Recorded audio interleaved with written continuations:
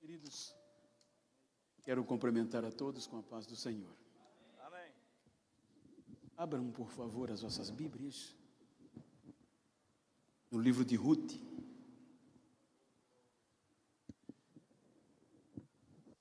Quero tomar por base esse texto para falar o que está no meu coração.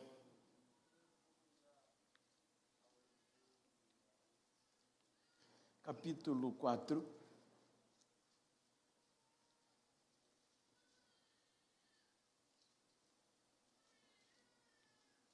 versículo 14, só para tomarmos por base.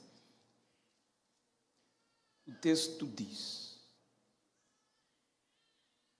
E as mulheres disseram a Noemi: Bendito seja o Senhor, que hoje não te deixou sem um remidor. Que o seu nome seja afamado em Israel. Amém? Queiram tornar os vossos assentos.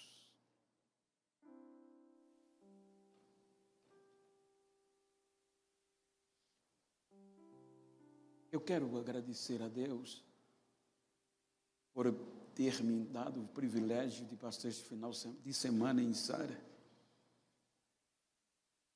conhecendo novos amigos. Quero agradecer o cuidado, o carinho do pastor Hebron, pastor Ecleone, pastor Denis, com a sua muito digna esposa, pastora Cleusa. Que Deus recompense os vossos cuidados. Diácono Ademir sempre estava me dando assistência. Presbítero Davi, que com a Pâmela, Deus recompense-os o carinho e o cuidado. Em nome deles está extensivo a todos os irmãos. E quando os irmãos quiserem conhecer Maceió, a minha cidade, saibam que eu estou lá para recebê-los. Só me avise alguns dias antes para dar tempo preparar a orquestra e dar tempo comprar o tapete vermelho para recebê-los. Será uma honra. Queridos, eu quero tomar este texto para falar-lhes sobre crises inesperadas. Quando nós debruçamos no texto, obviamente no seu contexto, há alguns motivos predominantes para que esta obra, no contexto literal e histórico, não pudesse estar aqui na canonicidade da Bíblia. Os motivos, primeiro, é porque o livro começa dizendo, além de curto, 4 capítulos, uma história rápida, mas de uma contundência tal que foi tido digno de estar em uma obra separada. O primeiro ponto é porque os acontecimentos poderiam ser inseridos no livro dos Juízes, como é um livro que tem muitos contextos históricos. Pois o texto começa dizendo, nos dias em que os juízes julgavam a terra. Então, os acontecimentos foram nos dias que os juízes julgavam Israel. O segundo motivo, e mais difícil, era o contexto espiritual. Pois o nome que dá título, que protagoniza o livro, segundo Deuteronômio, capítulo 23, era impossível na ótica humana ser inserido aqui. Porque a Bíblia diz que Deus amaldiçoou todos os moabitas e amonitas. E nenhum moabita e nenhuma amonita poderia entrar na congregação do Senhor por serem malditos. Então veja que na ótica humana eram motivos suficientes de sobra para essa história não estar aqui. A Bíblia fala que quando o povo conquista a terra, Josué distribui para cada tribo a sua parte. E como a tribo de Judá era maior,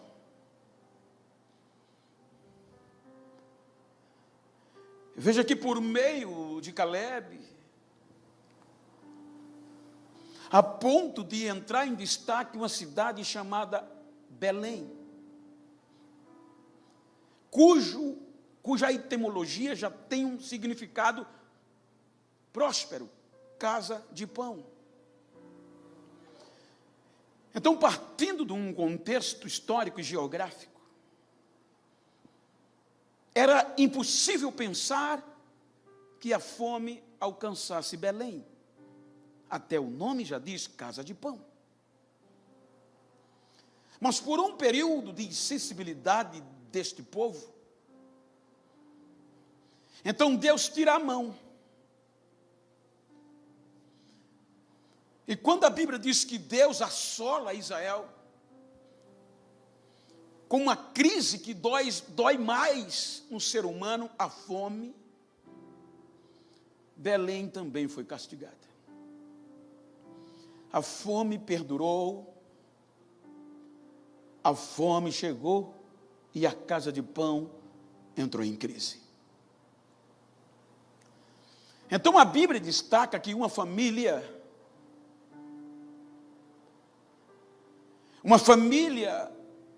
deste contexto, desta região, composta de 4 membros, Abimeleque, o marido, Noemi, a esposa, 2 filhos, Malom e Quilion.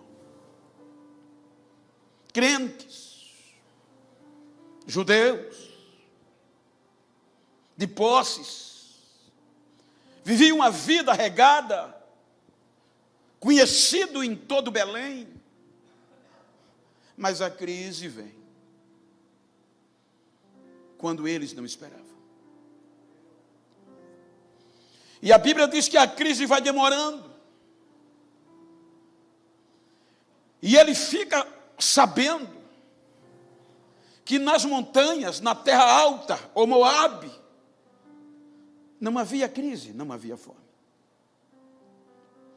Então a Bíblia diz que ele pega a família, pois os irmãos sabem que naquela cultura o pai, o marido, o homem era a cabeça, literalmente falando.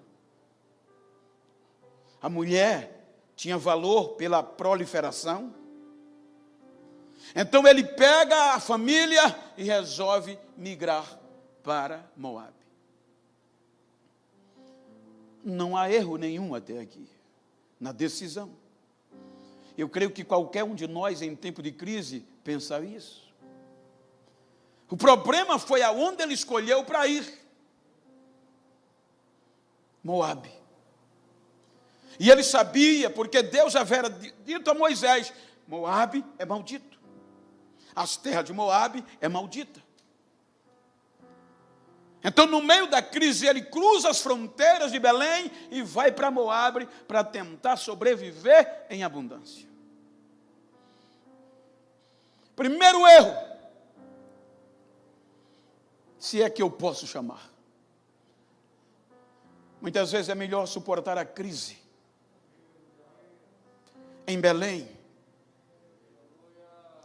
do que tentar ser próspero em Moabe.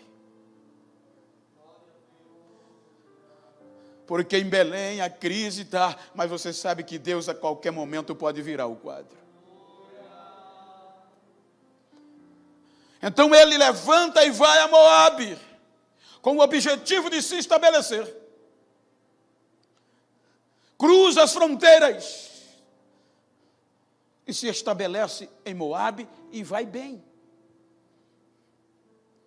Terra altas, terra de chuvas e próspera, mas Deus não estava lá. A Bíblia diz que quando tudo parecia que ia engrenar, que estava tudo bem, ele morre. Morreu fora de Belém, além das fronteiras da bênção. A história termina aqui. A história acaba aqui. Os filhos predominam. Então os filhos de dizer: mãe, é hora de voltar. É o prenúncio de que não vai dar certo. Mas não. Aprofundam-se. E os irmãos sabem. Hoje está mais difícil. Mas houve época que era comum. A forma mais fácil de você pegar uma cidadania americana, europeia, era por meio do matrimônio. Muitos, diz a história, que pagavam para casar com alguém para ter uma cidadania.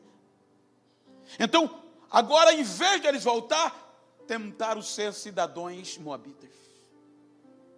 Porque para Belém não tinha mais plano de voltar por conta da crise. Então eles casam com duas moabitas, cujo a lei de Deus dizia que elas não tinham direito de nem cultuar e nem adorar por conta do incesto e da maldição.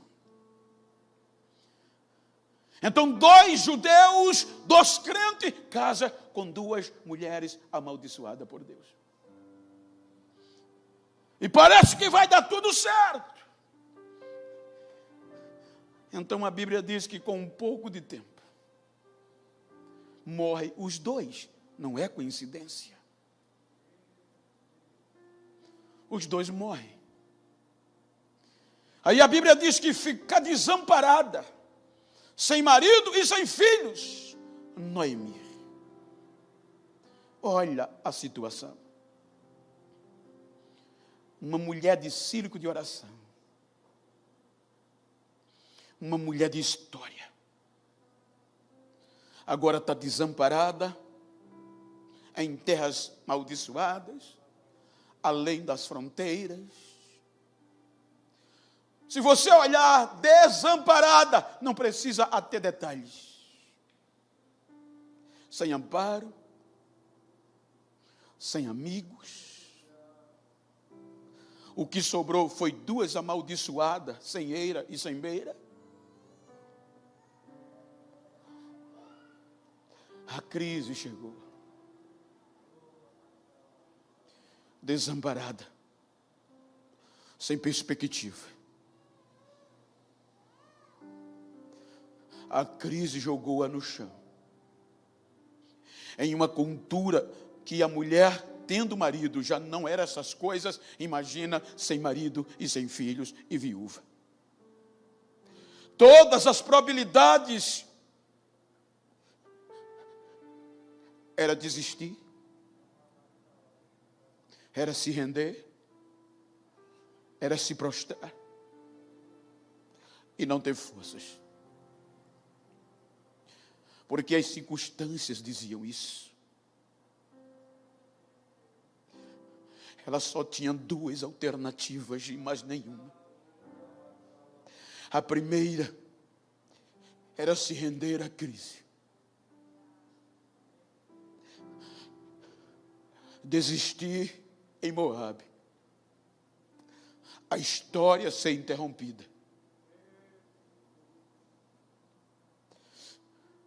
A segunda era buscar força onde não se via. Acreditar em um Deus que ainda acredita quando tudo vai embora.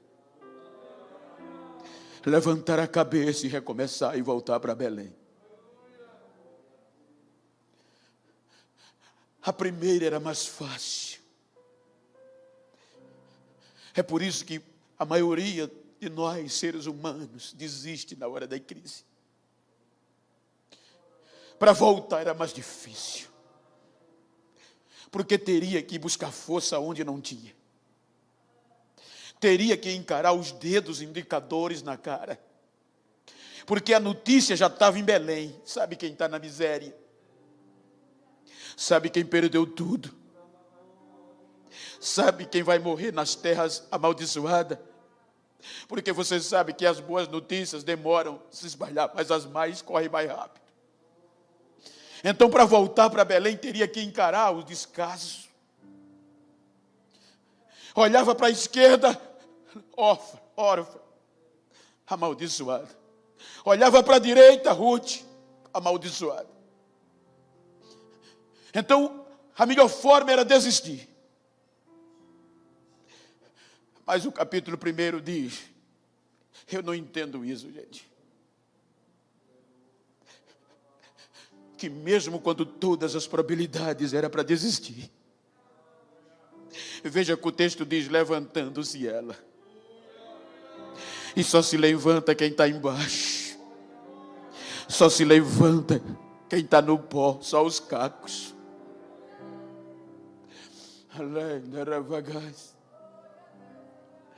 Levantando-se ela, tomou uma decisão. Vou recomeçar. Talvez a notícia era, mas não tem mais jeito, não tem probabilidade. Mas eu acredito em um Deus que ainda me dá esperança. Eu acredito em um Deus que não desampara. Pega as duas noras e resolve recomeçar, voltar para Belém. Porque a melhor forma de recomeçar em meio à crise é voltar para onde tudo começou. Ela vai além das fronteiras, a crise aperta. E para piorar, chegava a notícia nos ouvidos, a crise já foi embora. O Deus de Israel tirou a fome e Belém tem pão agora. Então isso era mais grave ainda. Ela resolve voltar. E agora chama as duas noras, que não podia nem entrar em cultos. E pega a estrada para recomeçar. A razão vem. E a razão não anda junto com a fé. Quando as coisas são impossíveis. A razão costuma dizer, não vai dar certo. E a fé diz, acredita. Neste momento a razão diz, é impossível. Mas a fé diz, tudo é possível que crê. A razão diz, não tem mais jeito. A fé diz, ainda tem. No meio do caminho a razão vem. E ela para. E diz às noras, filhas, não tem como vocês me seguir. Eu não tenho nada para dar a vocês. Eu estou voltando os cacos.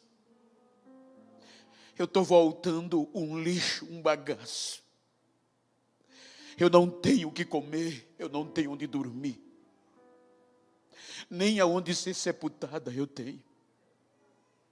Então voltem para a vossa terra, para os vossos pais. Eu já estou velha, nem filhos eu posso dar mais a vocês. E mesmo se eu os tivesse, vocês não esperariam. Causou uma comoção nas três tão grande, que a Bíblia diz que as três agarraram no pescoço uma da outra e gritavam, urravam no meio do caminho. E Deus em silêncio. O difícil quando a crise chega é esse silêncio. Porque quando Deus responde, mesmo sendo não, é duro, mas dá para engolir. O problema é quando Ele diz nem sim, nem não. Elas gritam, ela chora, a órfã reside, existe, vai embora. Mas olha o que Deus faz. A outra baixa a cabeça, como diz o nordestino, emburra no meio do caminho e não volta. Noemi, vendo ela, insistia, dizendo: filha, você ouviu o que eu disse, eu não tenho nada para te dar, volta.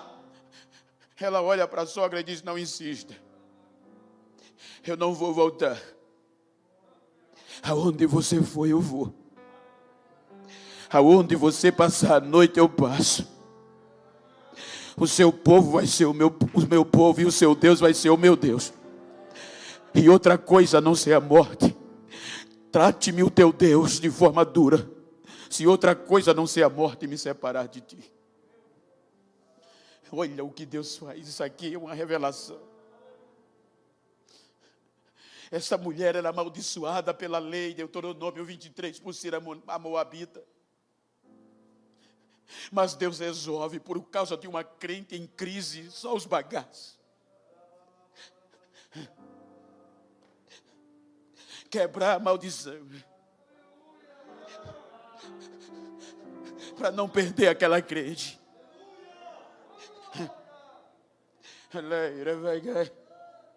Porque o inferno pensou que já tinha levado tudo, a única forma era ela desistir.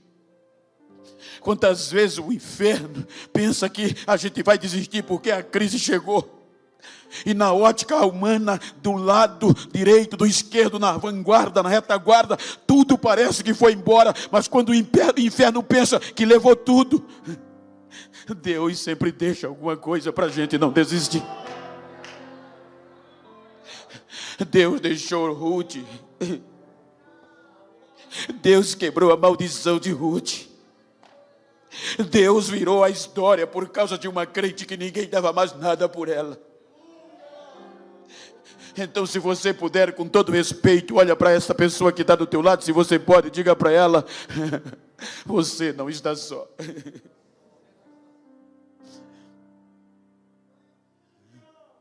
Eu lembro-me de uma história esta bíblica,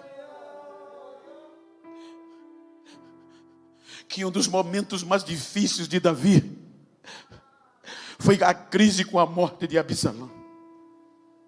Ele não tinha ânimo para recomeçar.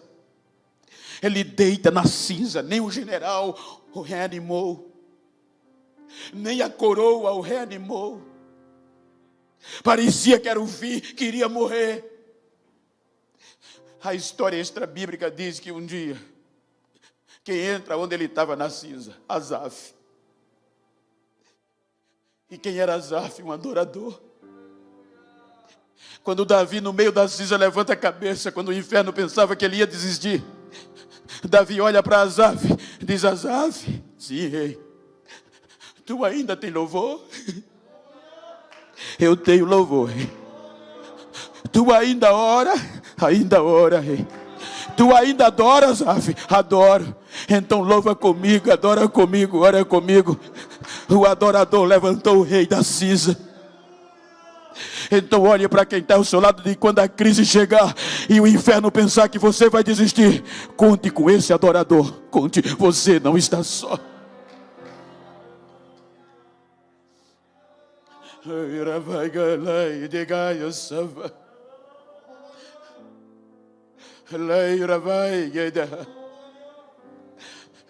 Ela levanta. Agora já vem as duas para Belém. Quando elas vão chegando na cidade, a notícia eclode na cidade. Eu vou parafrasear: sabe quem está chegando? Noemi. Mas eu pensei que ela já tinha morrido. Morreu não, está só os cacos, mas Deus cruzou as fronteiras e foi buscar ela.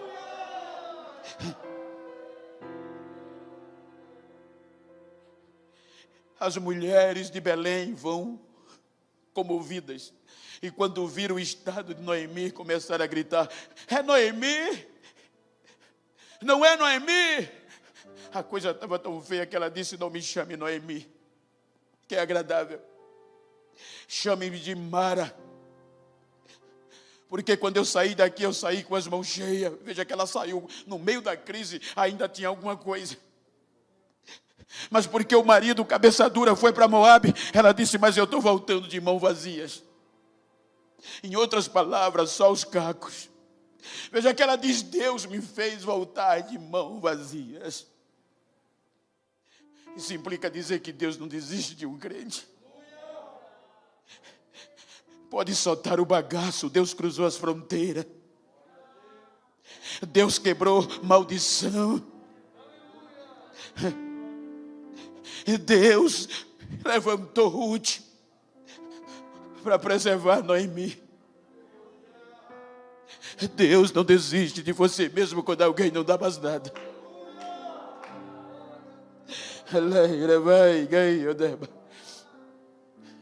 Chega em Belém, não tem o que comer, não tem onde ficar.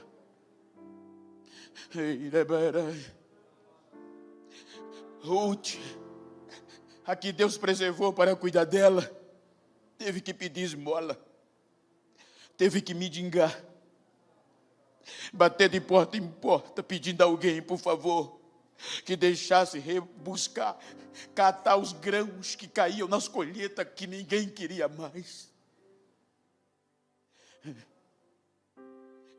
Mas o importante não é como você chega, o importante é que você chegou. O importante não é como você saiu, é como você voltou.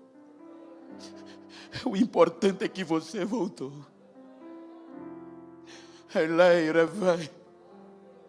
Eu estou falando isso profeticamente. A você que está do outro lado da tela, você que está aqui, não importa o que aconteceu, o importante é você recomeçar. Vai pedir esmola.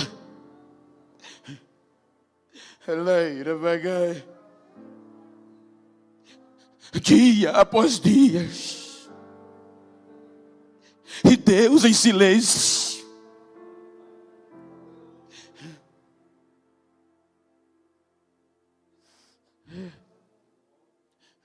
Nessas idas e vindas, esmolando. Aí Deus resolve agir.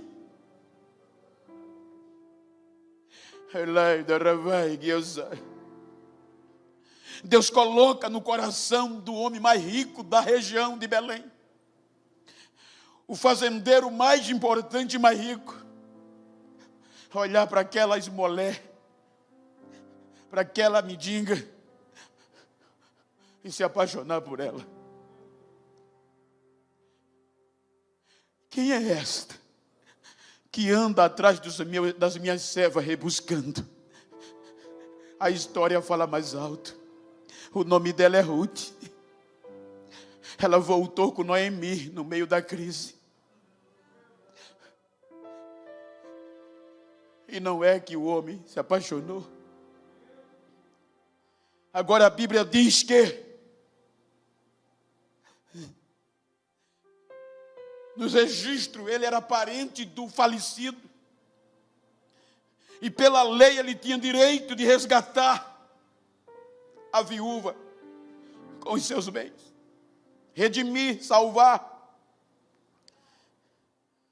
Mas quando o registro é olhado, tinha outro mais próximo. E o outro mais próximo era quem tinha o direito.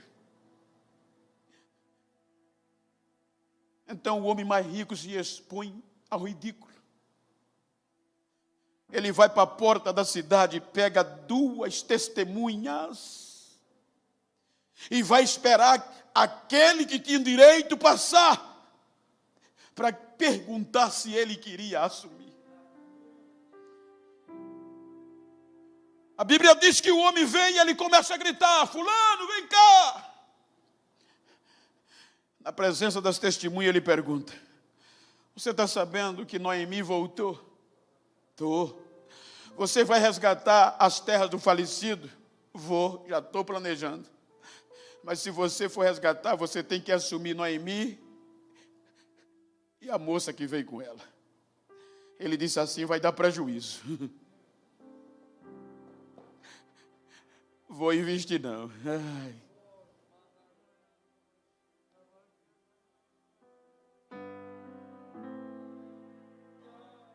Não vale a pena eu investir.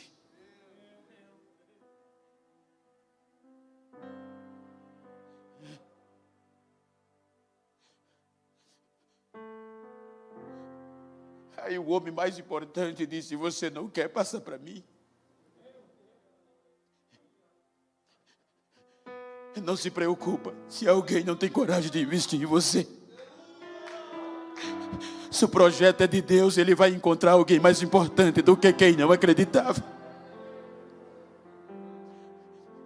A Bíblia diz que havia um costume que quando o primeiro não queria resgatar, ele tirava os calçados dos pés, na presença das testemunhas, na porta da cidade, num contexto jurídico da época, entregava o que queria e voltava para casa descalço.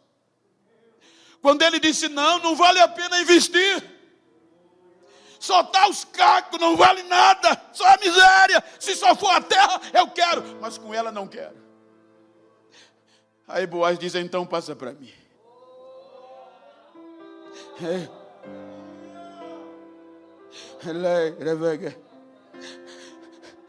Tirou o calçado dos pés e entregou a Boaz.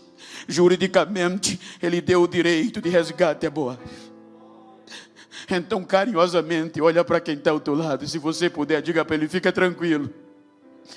Quem não acreditava em você vai ter que voltar descalço para casa.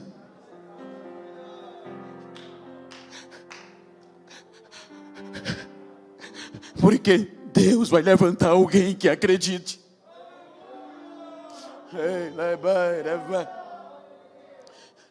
Casa-se. Agora a mendiga, a falida, o projeto acabado, senta na porta do casarão. Talvez cadeira de balanço. 9 meses, 1 ano. Nasce o primeiro filho de Ruth com Boaz.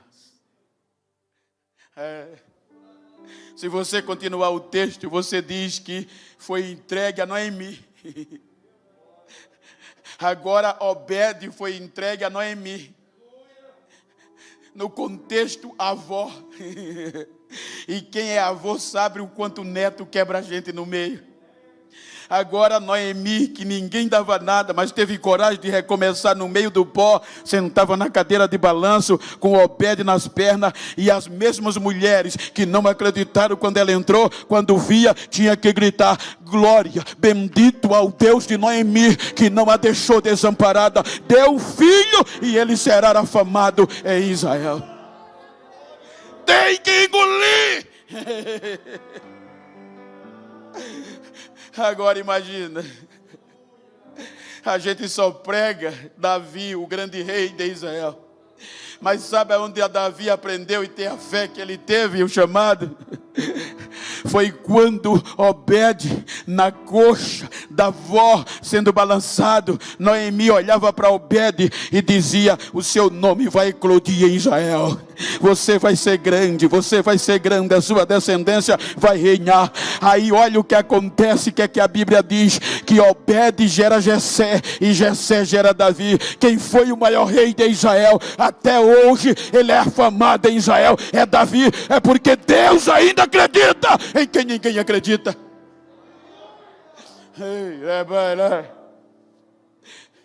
Você já ouviu, mas deixa só fortificar a tua fé. Eu estou sendo honrado hoje aqui por vocês. Cafezinho.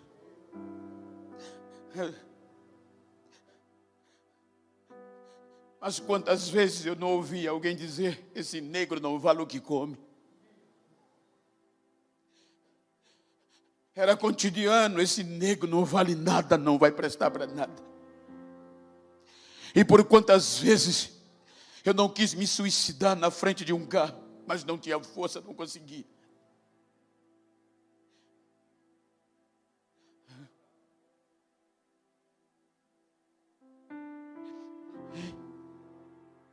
Quantas vezes saía com os amigos,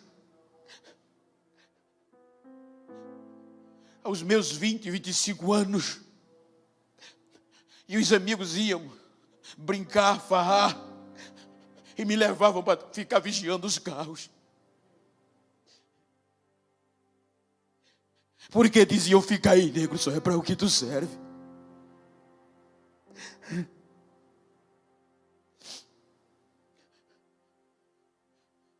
Em 1992, um crente chega para mim e diz: eu conheço alguém que acredita em você. Eu disse: não tem. Eu tenho muitos defeitos. Ele disse: ele é especialista em quem tem defeitos. Mas dizem que eu não valho nada. Ele disse: é desse que ele gosta. Ele é especialista em caco de gente.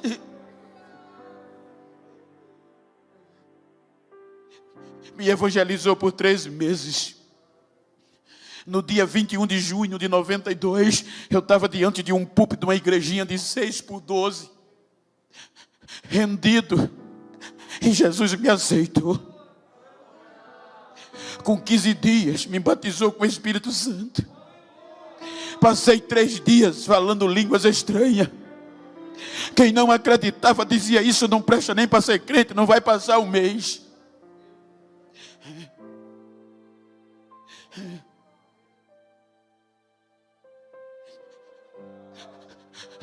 Chegou um ano e meio. Eu não perdi um culto.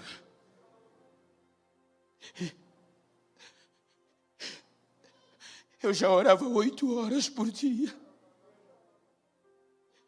Tinha dia que a minha esposa me levantava que eu não tinha força.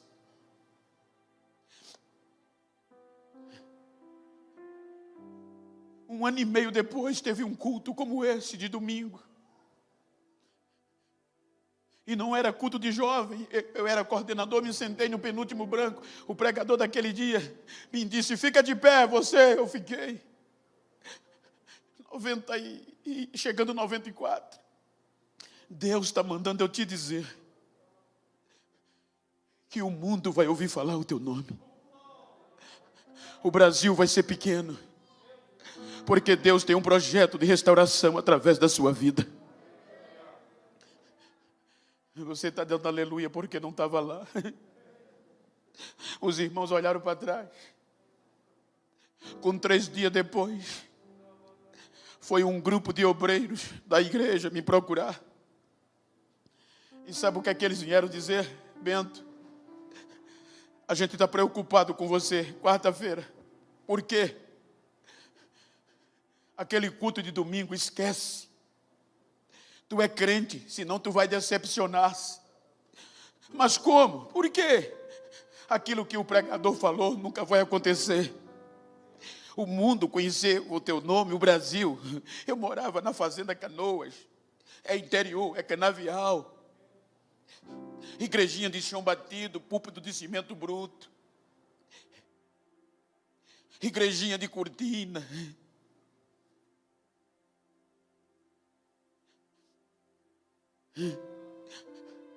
Cortador de cana.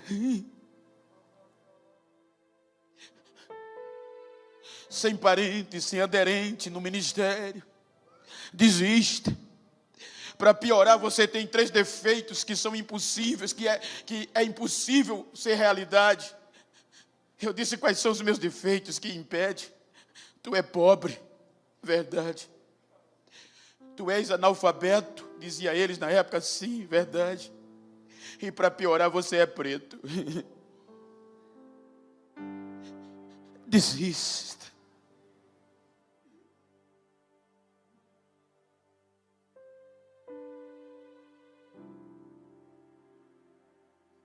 Desista.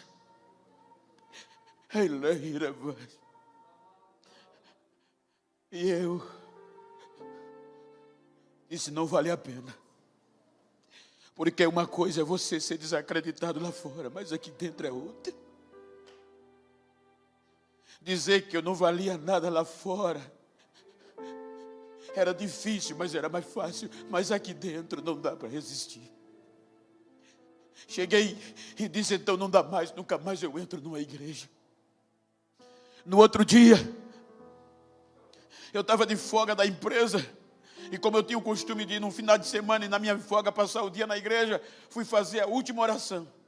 Para quando o dirigente chegar à noite da cidade, eu entregar tudo. Só vou orar meia hora.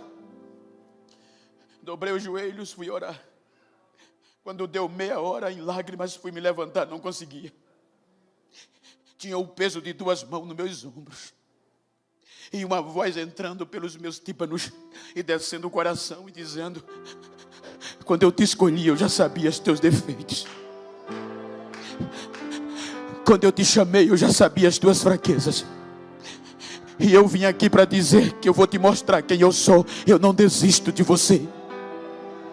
Hoje eu te mostro quem eu sou. E nesse vai e vem, eu só gritando, só chorando, só falando línguas estranhas. Chegou 4 horas da tarde.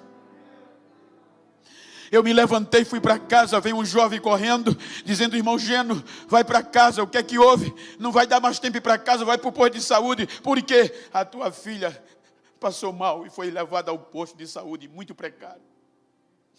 Cheguei no posto de saúde, ela estava na maca, toda cheia de espumas. O médico olhou e disse: eu fiz o que pude, mas não teve jeito. 9 anos, ela entrou em óbito. Leve-a. Naquela época, no interior, a gente não tinha direito de ter um funeral, como hoje, planos funerários. A gente deixava o cadáver em casa, muitos enterravam no quintal, outros iam pedir o caixão na prefeitura, 15 quilômetros a pé. Leve o corpo e vá preparar o funeral. Na época era enterro, funeral é bonito, mas era enterro. Eu fui. Quando eu saí do posto com a criança no colo, que fui saindo do posto, só via a cabeça das pessoas: você não prega que teu Deus cura, cadê o teu Deus agora? Eu baixava a cabeça.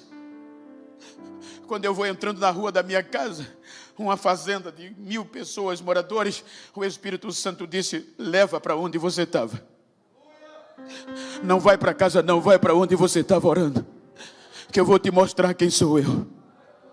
Eu vou te mostrar que eu não dependo da razão do homem para fazer o que eu quero. Eu não dependo do que o homem acha e do que o homem diz. Eu fui tão impactado que eu passei direto. Foram dizer: o doutor, ele está doido. Foi para a igreja. Cheguei na igrejinha, eu e minha esposa jogamos o cadáver no púlpito e começamos a gritar. O médico veio, a enfermeira, os vizinhos cercaram a igreja. E quando o médico foi: filho, acalme, não tem jeito. Aí a voz de Deus chegou a meus ouvidos e disse: fui eu que te trouxe aqui, filho. Eu te trouxe aqui para te dizer e te mostrar que fui eu que te escolhi. O projeto está de pé, o homem não crê, mas eu que te dei. Ainda está de pé as minhas promessas. E para você saber que eu não desisto de você, olha o que eu estou fazendo. Quando ele disse assim, a menina começou a se mover e a embolar na frente de todos. Daqui a pouco dá um salto e começa a dar glória e dizer: pai, o que houve? Eu enchi o peito e o médico regalou os olhos: o que é que houve? Eu disse: o Senhor disse que meus sonhos acabaram, mas o meu Deus ainda está vivo. Ele é vivo, ele ainda faz milagres. Ele ressuscitou-a na hora.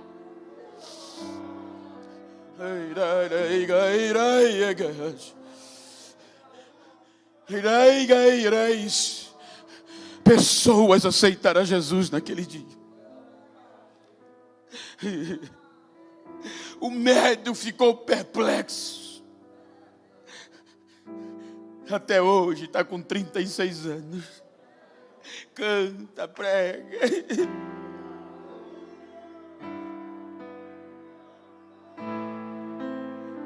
...94. Eu fui tão impactado que eu botei o peito para frente. E disse: agora ninguém me segura.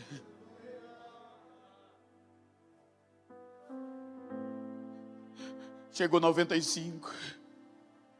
Eu continuei na cana. 96, 97. E Deus silenciou. Deus não disse mais nada. Aí os amigos chegavam, os irmãos que me deram motivo para desistir, zoava de mim. E aí, internacional. Qual foi o país que você veio? Qual foi o estado do Brasil que você foi? Não era melhor ter desistido quando a gente falou, agora está passando vergonha. Eu só tinha o direito de baixar a cabeça e as lágrimas caírem. E Deus não dizia nada. Chegava na congregação, o dirigente tirava a onda e dizia: o Internacional está aí. Tá, pastor. Diga a ele que o banheiro está sujo. Eu pegava o rodo, voluntário, nunca fui integrado. Ralava o dia todo, saía de 5 da manhã, chegava de 7h30, ia direto para o culto. E ainda aguentava isso. Pegava o rodo, o pinho-sol, o detergente. E enquanto eles cultuavam, eu estava lavando o banheiro.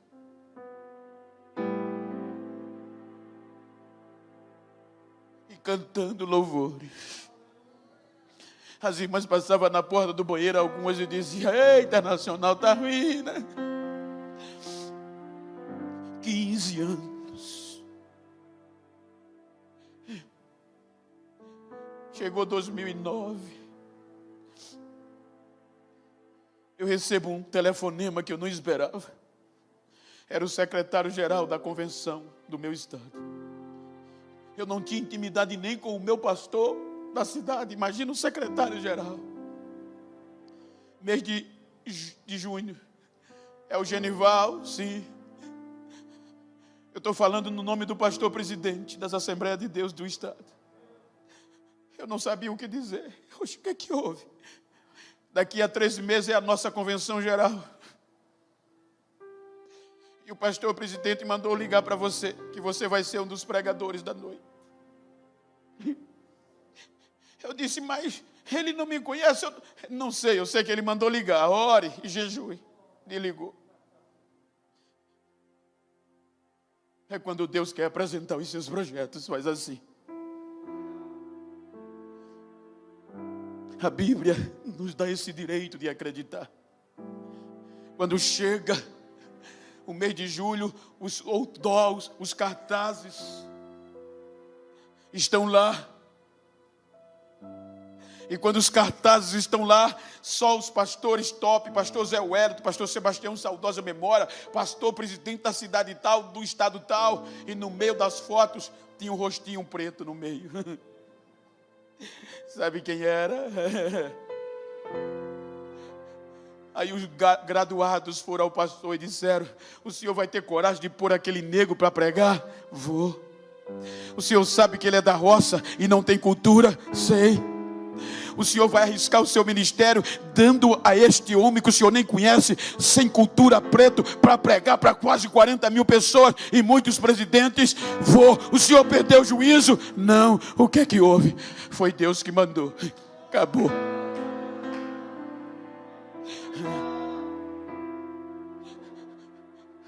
Agosto de 2009, estava eu subindo no centro de convenções. Quem me deu motivo para desistir estava lá embaixo e eu lá em cima. Eu preguei. Deus foi comigo, me ajudou. Quando eu terminei de pregar, os pastores me beijavam, me abraçavam e diziam: aonde você estava que eu não lhe conhecia? Estava escondido em Deus.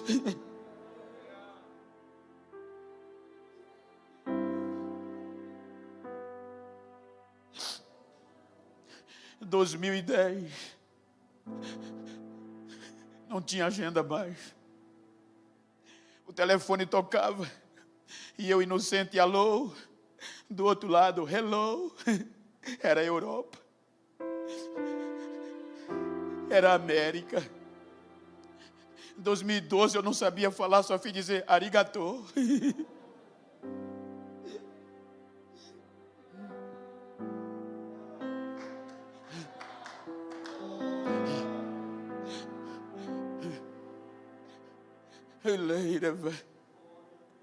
Quem me dava motivos para desistir, hoje bate no peito e diz: eu tenho orgulho de ser teu irmão e ser teu amigo.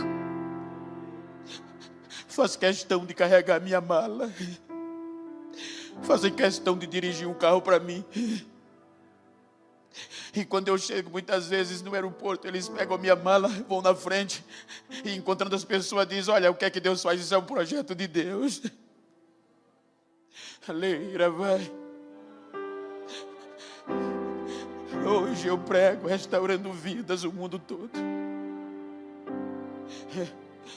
Muitas vezes por ano saio do Brasil para levar esta mensagem. E eu estou aqui nesta noite para motivar você, para impactar você, para não desistir. Deus não desiste de você. Quem não acreditava vai ter que dar glória a Deus quando vê Deus te usar. Esta é a minha história, mas Deus vai te dar a tua. Deus tem a tua. Deus está entrando na tua casa agora e está fazendo um rebuliço para a tua surpresa. Ei, galera. E vai que eu roubasse, e diga se eu for aqui aceite o play que é chazio. É bia kite o I said I be go wow.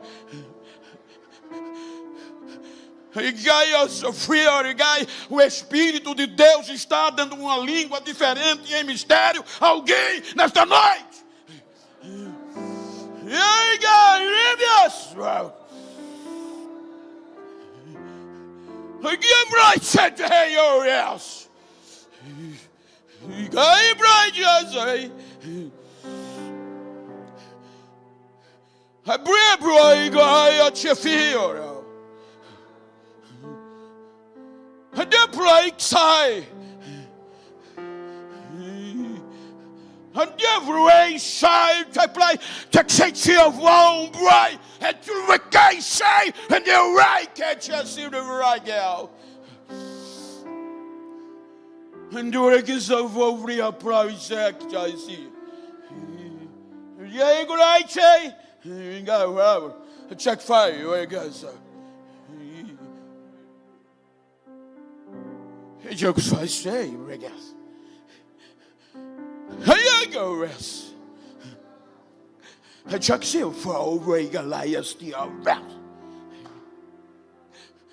And the way so why you should break out. I check for you the cold race and the great central fire again. Here you go, city. Here you go, folks. Here you go. The eyes. The clear phone bill just area again. Hey, the eyes. Hey, behind it all. Have you hate to see? Hey, guys, shake fire day. Não sou eu Deus. Obrigado, só te vivi. Obrigado, só te vou ligar lá. Obrigado, sei, eu digo lá, Diego. Não sou eu que faço. Não sou eu que desfaço. E não sou eu que volto e torno a fazer. Porque a dúvida. Guys, eu vou. Guys, eu sou. Guys, eu sei that eu vou blazer. Guys, guide, eu vou. Galai, onde eu resolvi guiar. Estou pegando do pó. E estou erguendo porque o projeto é meu. A minha unção e a minha glória está enchendo. E um grande avivamento eu derramarei para saberes que eu não desisto.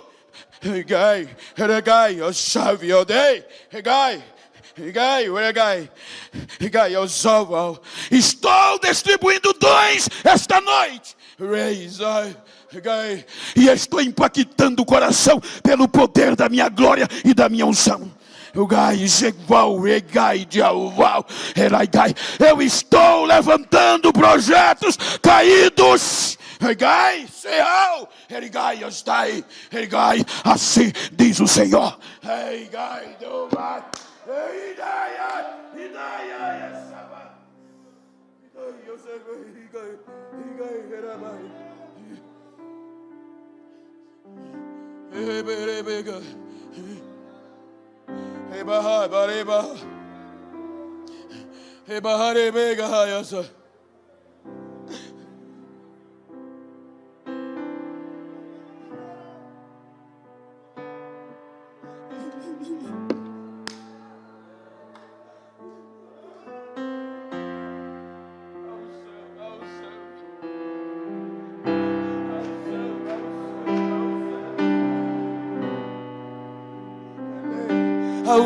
A unção invadindo essa casa. A unção está tomando conta. A unção está invadindo.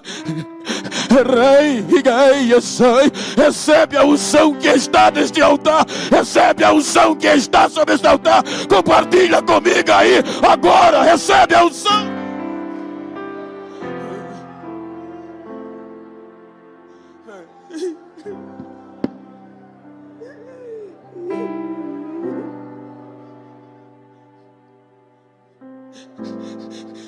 Deixa eu ouvir o barulho da Assembleia de Deus. Deixa.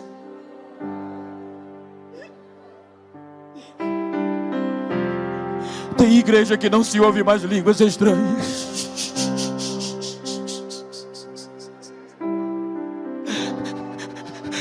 Tem quem diga que é feio e escandaliza. Mas eu estou num altar pentecostal. Eu estou numa igreja pentecostal.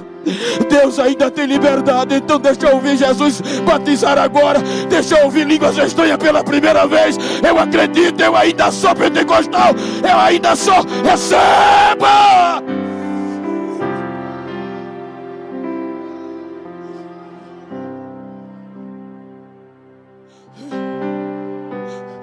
Bendito seja o Deus de Noemi.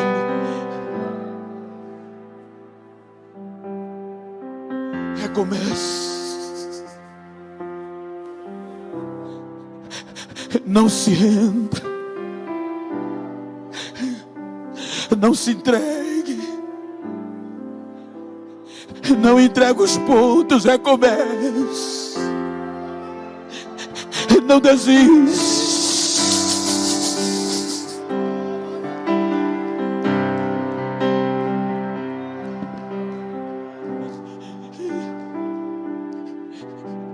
Diziam Bento, preto não prega no sul.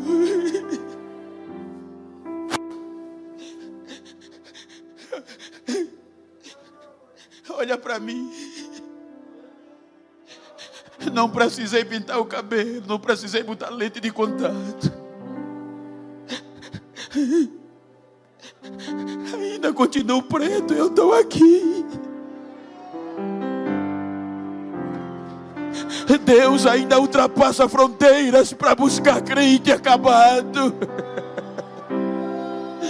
Deus ainda cruza fronteiras para resgatar crentes falidos.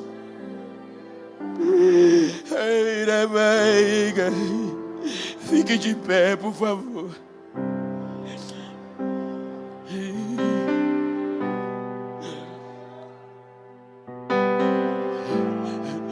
Se você puder, e se você quiser, com todo respeito sanitário e ético, vê se tem alguém do mesmo sexo ou íntimo perto de você. Me ajuda aqui, pastor Denis. Ou melhor, me ajuda aqui, filho. Se você puder, com todo respeito, olha para ele assim como eu estou com um amigo aqui. Olhando para ele, diga: me faz um favor.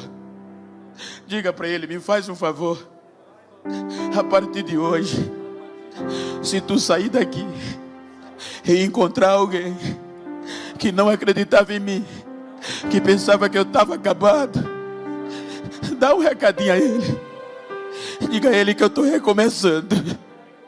Eu não vou desistir. Estou voltando.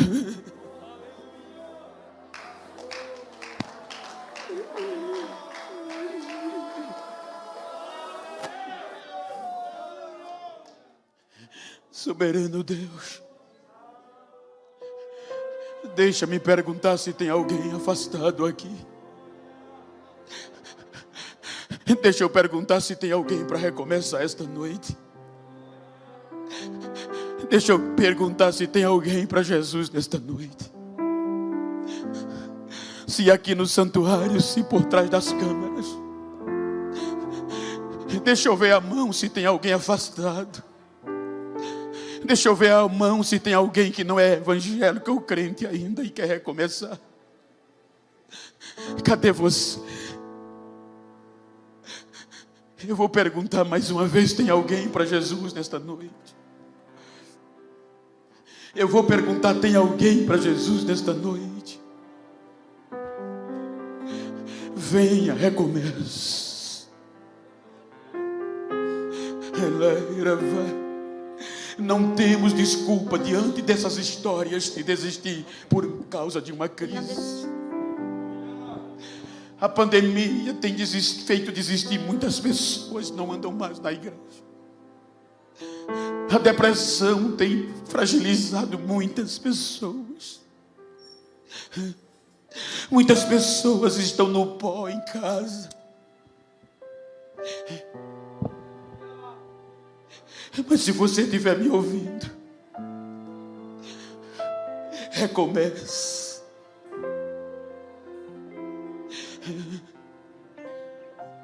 Você é um projeto de Deus. Os danos causados pela crise não são capazes de fazer Deus desistir de você. Tem alguém para Jesus nesta noite? Eu agradeço em nome de Jesus, pastor.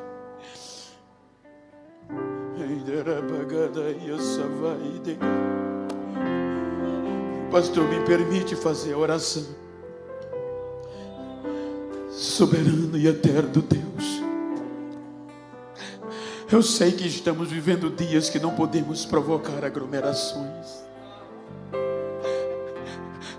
mas aqui está a Santa Igreja do Senhor, e o Senhor sabe que nós não somos perfeitos, mas por meio de Jesus nos justificasse diante de Ti. Então eu preguei a palavra que veio ao meu coração. Corações feridos, vidas que desistiram e outras que estão à mercê.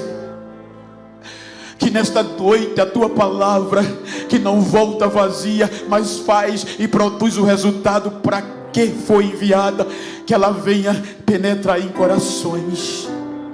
Que projetos sejam reerguidos, que sonhos sejam restaurados, que feridas da alma sejam saradas, que feridas do corpo sejam saradas, e que o barulho de glória, de louvor, de adoração comece, Senhor, e venha eclodir no meio da crise, para a glória do Teu nome.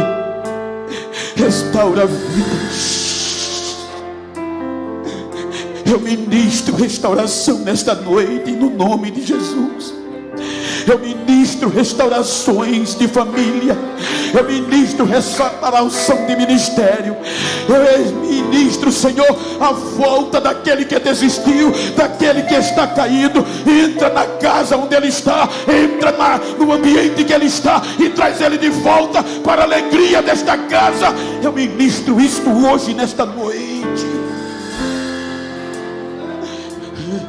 Receba a bênção. Toma posse da bênção.